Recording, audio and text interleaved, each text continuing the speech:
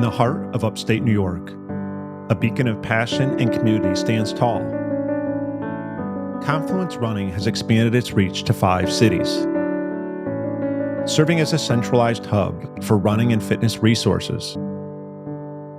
Each one is a testament to the power of community. Their impact goes beyond storefront.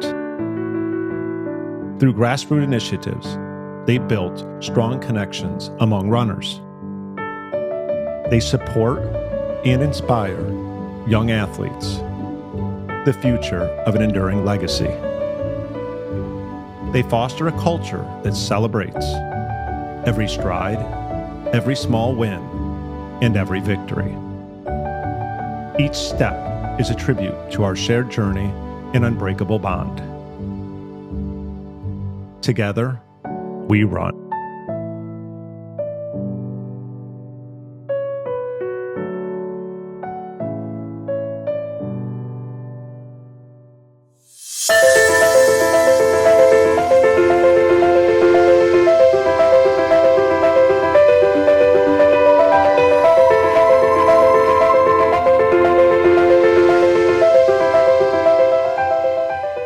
I guess we'll jump right in. So Confluence Running, I know it's been around now for quite a while here in the Binghamton area. Can you share your story? What inspired you to start the running store in Binghamton, and how has the local community shaped and shared your journey? So I'll take that for the start of it anyway.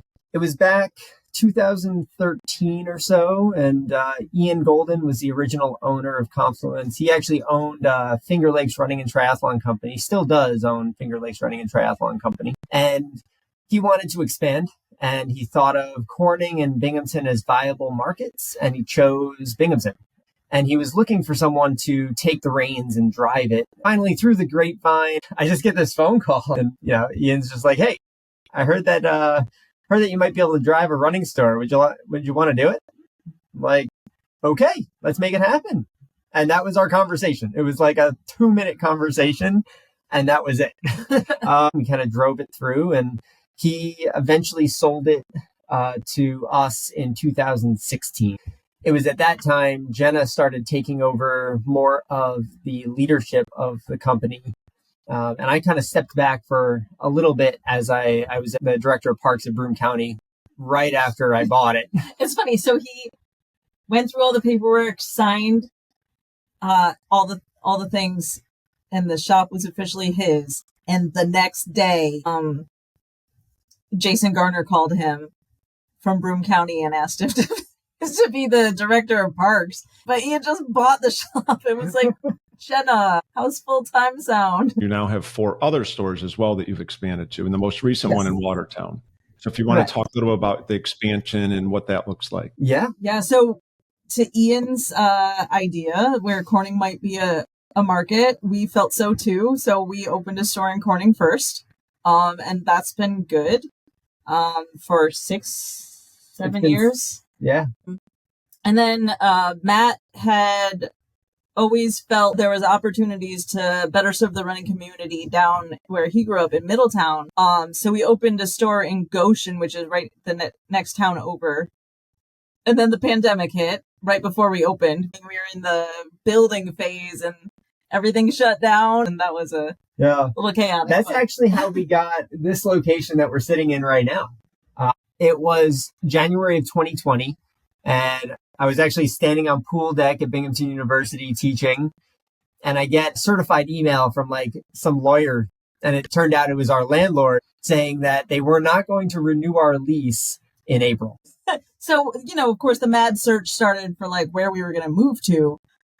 And so we had found the new location, and it was during the pandemic, so we had to actually beg Johnson City the town board to convene so that we could have it rezoned for commercial, because it was zoned as industrial. Very hard in the regular world, but throwing COVID, that just... Yes, Johnson City board convened the first time via Zoom in the pandemic. But then we got wind that there was a running store for sale up in Lake Placid. And I was desperate for a vacation because it had been a rough year and I just needed to go anywhere. And I was like, there's a running store for sale up in Placid. Maybe we should just go spend a weekend. So we came back in contract with the running store. And then that all actually fell through. We ended up buying a different store. So that store, we bought Ruthie's Run, which has been around since the 60s. It was Thayer's ski shop, which was the first ski shop in North America. Back in the 20s. So there's a lot of history that goes on in that area. The shop, Ruthie's Run, it's really cool because there's other things associated with it. So I spoke to a customer one day, and